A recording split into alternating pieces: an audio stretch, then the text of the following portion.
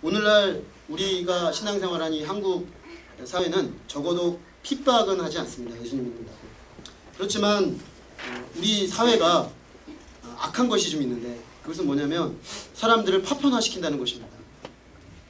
어떤 대통령 후보가 저녁이 있는 삶을 캐치프레이즈로 내걸 정도로 저녁이 없는 사회입니다. 우리 사회. 그래서 남자들이 밖에 나가서 일을 하면, 직장 가진 분들이 일을 하면 뭐 가정을 돌볼 수가 없어요. 그래서 아빠는 직장에서 파편화돼 있고, 엄마는 애들하고 씨름하고 집에서 파편화돼 있고, 애들은 학교에서 하루 종일 아침 7시에 나가서 저녁 10시, 11시까지. 그리고 또 집에 들어오면 각자 스마트폰 들고 각자의 세계 속으로 들어가서 각자 삽니다. 그래서 기술이 발달해서 네트워크 시키려고 SNS 한 건데 가족은 오히려 그것 때문에 파괴되고 있어요. 지금 우리 사회는 심각한 파편화와 개인주의가 만연하고 있습니다. 그것은 우리 사회 곳곳에 공동체성의 붕괴로 말미암는 인간성 파괴로 징후들이 마구마구 나타나고 있어요. 소리 없이 사람들이 죽어갑니다. 사람이 죽어서 6개월이 됐는데 그 사람 죽었는지도 모릅니다. 가족도 모르고 이웃도 모르고 아무도 모릅니다. 이제는 너무나 자주 들리니까 그런가 보다, 원래 사람은 다 그렇게 죽는가 보다 생각하지만 어디가 그렇습니까? 인간이 어떻게 그렇습니까? 심각한 거죠. 지금 우리 사회는 굉장히 심각합니다. 그렇기 때문에 우리가 인식해야 합니다. 이 사회 방향대로 따라가면 우린 죽습니다. 교회가 이 방향을 뒤집어 엎어야 합니다. 교회가 공동체성을 회복해야 합니다. 각자 흩어져가지고 각자 사는 세상 속에서 우리는 자꾸 모여야 합니다. 자꾸 공동체성을 회복하고 서로 격려하고 서로 힘을 북돋아주고 서로 살려내고, 그래서 힘들 때 의지하고 같이 가고 같이 이렇게 세우고, 그래서 교회 안에 있는 이 공동체성이 세상으로 퍼져나가서 홀로 외로이 죽어가는 사람이 없도록 만들어야 될 사명이 우리에게 있습니다. 우리가 각자 홀로 되면 자연스럽게 믿음은 약화됩니다. 그렇지 않습니까? 혼자 신앙생활 하는데 신앙생활 잘한다는 얘기를 제가 들어본 적이 없어요. 혼자 있으면 소망이 흔들립니다. 강했던 것도 혼자 있으면 자꾸 이렇게 흔들립니다. 약하니까요. 사랑도 금방 식습니다. 왜냐하면 사랑은 대상이 있어야 되는 거지 않습니까? 대상이 있어야 자꾸 관심도 보이고, 관심을 보이다 보니까 사랑도 싹 트는 것이고, 힘들어도 자꾸 마주치다 보니까 극복하게 되는 것이고, 그 사랑이 깊어지는 것이죠.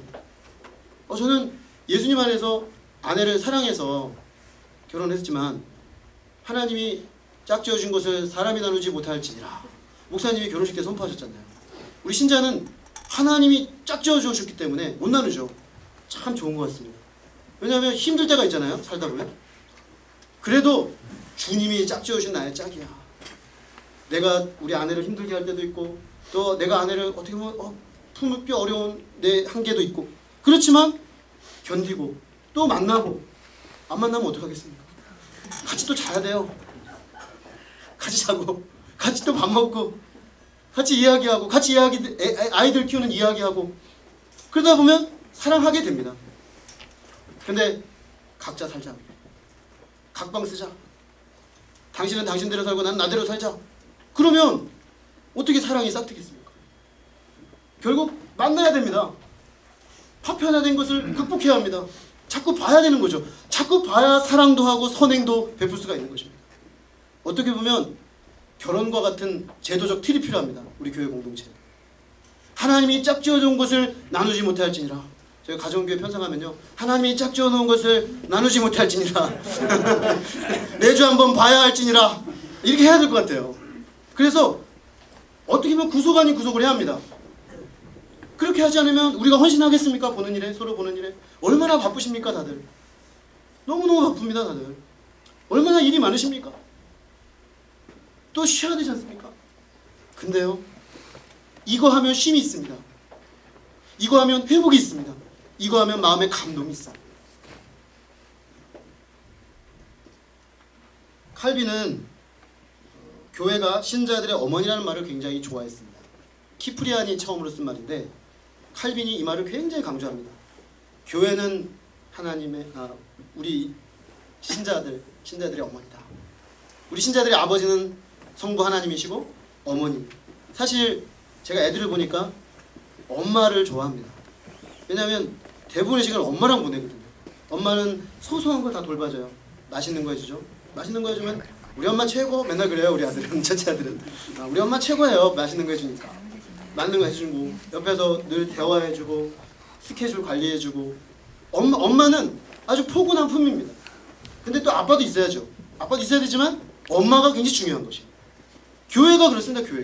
교회가 바로 엄마인 것입니다. 칼빈에 의하면 교회는 엄마입니다. 엄마 역할을 하는 곳이 있어야 우리가 가서 기대고 때로는 때도 쓰고 칭얼거리기도 하고 또 짜증도 내지만 또 엄마도 혼나기도 하고 받아주기도 하고 사실 그런 곳이죠. 그러면서 부대끼면서 정이 싹트고 사랑이 싹트고 함께 지어져가는 거죠. 신앙 공동체는 교회를 통해서만 양육됩니다. 우리가 신앙을 홀로 산속에 들어가서 혼자 성경 백독한다고 신앙이 자라는 것이 아니고 그 백독 성경 읽기의 열정을 가지고 공동체로 들어와서 같이 부대껴야 합니다. 그래야 진짜 신앙이 자랍니다. 진짜 신앙이 커갑니다. 사람이 변합니다. 저의 고민이고 우리의 고민 아니겠습니까? 왜 사람이 변하지 않는가? 한국교회의 고민 아닙니까? 왜 신자들이 변하지 않는가? 왜 안 변하냐면요, 부대끼지 않기 때문입니다. 부대끼면서 싸우기도 하고요, 미워하기도 하고요, 다시 용서하고요, 토라지기도 하고요, 다시 아프지만 또 딱 끌어안고요. 그러면서 내 자아가 죽어가는 것이고 주님 닮아가는 것이고 주님 기뻐하시는 모습으로 빚어지는 것입니다. 근데 이거 안 하지 않습니까? 근데 어떻게 변할까요? 안 변합니다. 변할 수가 없습니다. 똑같이 있죠. 똑같이 있습니다. 똑같이. 그래서 10년을 지나고 20년이 지나고 30년이 지나도 어떻게 보면 잘 안 변하는 나 자신을 보면 절망합니다. 그러면서 소망을 잃어갑니다. 믿음의 뜨거움이 사라져갑니다. 이거 원래 아닌가? 그게 아니고요. 저희가 이걸 안 하고 있기 때문에 그렇습니다. 이걸 안 하기 때문에 우리가 힘든 일을 안 하고 있기 때문에 안 변합니다. 힘든 걸 해야 합니다. 힘든 거. 세상에서 제일 힘든 게 뭡니까? 사람하고 부딪히는 겁니다. 교회는 완전한 사람들의 공동체가 아니기 때문에 반드시 우리 안에 부딪힘이 있습니다. 그러나 그리스도가 있기 때문에 우리는 감당할 수 있습니다. 또 감당해내는 것이 아니라 그러면 사람이 변합니다. 감당하면서 변하고 감당해주기 때문에 변하고 사랑을 받아서 변하고 사랑하기 때문에 변합니다. 함께 모이고 서로 격려하고 서로를 확인하고 아, 너 여기 있구나, 나 여기 있다, 힘들지? 내게 기대, 나 너무 힘든데 잠깐 기대도 될까? 그러면서 서로 격려하면서 사랑함으로써 우리는 계속해서 믿음으로 주님께 나아가도록 돕고 소망을 잃지 않도록 붙잡아주고 서로 돌아보고 사랑함으로써 우리는 믿음을 유지할 수가 있습니다. 그럴 때 불이 붙습니다. 우리 안에 그런 것들이 살아있을 때 믿음이 불이 붙습니다. 뜨거워집니다. 그래서 정말 저 세상을 초계같이 여기고 하나님을 위해 이 한 몸 아낌없이 불사르고 내 모든 것을 내어주고도 감격하며 주님을 따를 수 있는 그런 뜨거운 신앙이 우리에게 회복될 수가 있습니다. 교회는 흩어지는 공동체라고 일어나요. 맞습니다. 예루살렘, 사마리아, 유대 사마리아 땅끝까지 흩어지는 공동체입니다. 그러나 동시에 교회는 모이는 공동체이기도 합니다. 모이기를 힘쓰고 모여서 믿음과 소망과 사랑을 깊이 경험한 공동체만이 흩어져서 주님의 사랑의 불꽃을 세상에 전할 수가 있습니다. 세상 속으로 이 주님의 믿음과 소망과 사랑을 침투해 들어가며 전할 수가 있습니다. 우리는 모임으로써 우리의 믿음을 더 단단히 할 수 있습니다. 우리는 모임으로써 우리의 소망을 더욱 견고히 붙잡을 수가 있습니다. 모여야 서로를 돌아볼 수 있습니다.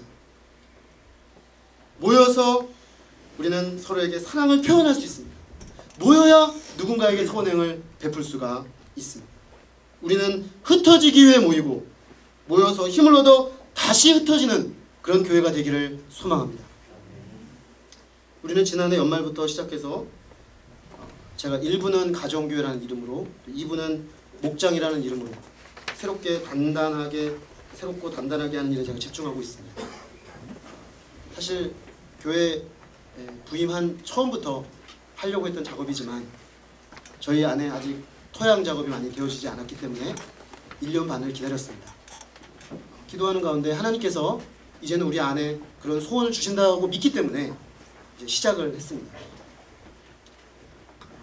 이는 우리 교회를 믿음과 소망과 사랑의 공동체로 더욱 견고히 세우기 위한 새롭게 6가정이 너무나 감사하게도 하나님의 부르심에 반응하여 가정교회를 섬기기로 헌신하셨습니다. 제가 연초 수양회 때 가정교회 실체를 있는 그대로 다 드러내 보였기 때문에 아마 많이 부담이 되셨을 것 같습니다. 분명히 부담이 되셨을 겁니다. 장난이 아닙니다. 정말 이 장난이 아니고요. 매주 모여야 되고 매주 가정을 오픈하여 물론 돌아가서 섬길 수도 있지만 이건 정말 엄청난 도전입니다. 그럼에도 불구하고 6가정이 정말 하나님 앞에 기도하는 심정으로 반응하셨다는 것에 저는 너무나 감사합니다.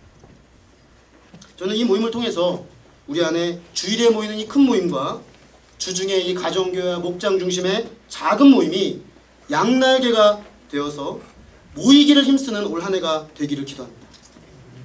주일은 경한 일이요. 주일은 당연한 것이요. 주일은 고민할 문제가 아니요. 주중이 이제 당연한 것으로 가는 주중 가정교회 모임이 당연하게 하는 모임으로 우리가 인식이 될 때까지 할 생각입니다.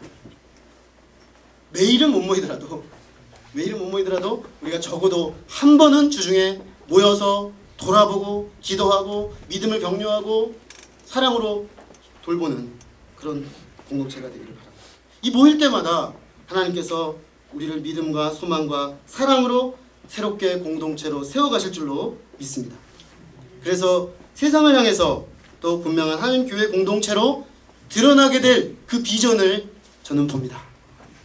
분명한 사실은 오늘 25절 말씀처럼 그날이 가까워 옴을 볼수록 더 그리하자 그랬습니다. 그날이 가까이 오고 있습니다. 그날은 우리 주님을 만날 날입니다.